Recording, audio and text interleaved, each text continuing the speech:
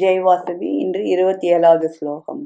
பிரம்மணோ he பிரதிஷ்டாஹம் மிருதஸ் யாவ்யஸ்ய ச சாஸ்வதஸ்ய ச தர்மஸ்ய சுகஸ்யே காந்தி கஸ்ய ச. அழியாத மோட்ச நிலையாகிய பிரம்மத்துக்கும் சாஸ்வதமான தர்மத்துக்கும் ஒப்பற்ற சுகத்துக்கும் நானே இருப்பிடம்.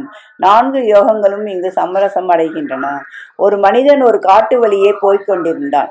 வழியில் 3 திருடர்கள் அவனை மடக்கி பிடித்து கொண்டனர். அவனிடம் இருந்த பொருள்கள் எல்லாவற்றையும் அவர்கள் பிடுங்கிக் கொண்டனர். அப்பால் முதல் திருடன் இவனை உயிருடன் வைத்திருப்பதில் என்ன லாபம் என்று சொல்லி தன் கத்தியை உருவி அவனை வெட்டப் போனான். அப்போது 2வது திருடன் இவனை கொல்வதால் லாபம் என்ன, கை கால்களை கட்டி ஒரு பக்கத்தில் போட்டுவிட்டு போகலாம் என்றான். உடனே அவர்கள் அப்படியே செய்து சாலையின் பக்கத்தில் அவனை போட்டுவிட்டு சென்றனர்.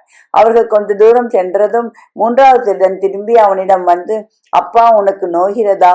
நான் உன் கட்டுகளை அவிழ்த்து உன்னை விடுதலை செய்கிறேன் இரு என்று சொல்லி கட்டுகளை அவிழ்த்து விட்டு, என்னுடன் வா, வழியே காட்டுகிறேன் என்று வெகு தூரம் அழைத்து சென்றான்.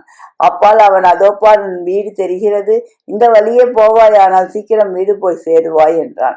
இதை கேட்டதும் வழிப்போக்கன் நன்றியுடன், அப்பா, நீ எனக்கு ஒரு பெரிய உபகாரம் செய்திருக்கிறாய், என்னுடன் கூட என் வீட்டுக்கு வரக்கூடாதா என்று கேட்டான். அதற்கு திருடன், ஏன் வரக்கூடாது? நான் வரக்கூடாது, போலீசார் வந்து என்னை பிடித்துக் கொள்வார்கள் என்று சொல்லி போய்விட்டான். இந்த உலகம்தான் அந்த காடு. சத்வ ரஜஸ் தமோ குணங்கள் மேற்கூறியவை 3 திருடர்கள். ஜீவன்தான் காட்டு வழியே போன பிரயாணி. ஆத்ம ஞானம் அவனிடம் இருந்த பொருள். தமோகுணமும் ரஜோகுணமும் உலக பந்தங்களாகிய சங்கிலியால் அவனை கட்டுகின்றன. உலக பந்தங்களிலிருந்து அவனை சத்துவகுணம் காப்பாற்றுகின்றது. சத்துவகுணத்தை சரணமடையும் ஜீவன் தமோ ரஜோகுணங்களின் பயன்களாகிய காம குரோதாதி மாயைகளின்றி விடுதலை அடைகின்றது. உலக பந்தங்களினும் ஜீவனை கரையேற்றுவது அந்த சத்துவ குணம்தான் என்றாலும் அந்த சத்துவ குணமும் ஒரு திருடனை பரமபதத்துக்கும் செல்லும் வரையில் ஒருவன் அதை அழைத்து வந்து, அதோ உன் வீட்டை பார் என்று சொல்லிவிட்டு மறைந்து போகிறான். சத்துவ குணமும் பரமபதத்தின் அருகே செல்லாது. இது ராமகிருஷ்ணர் உபதேசம்.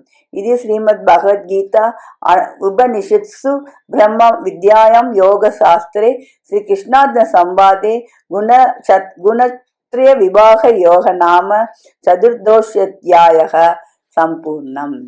14வது அத்தியாயம் முடிவுற்றது. நன்றி, வணக்கம். இப்படிக்கு லதா சரஸ்வதி.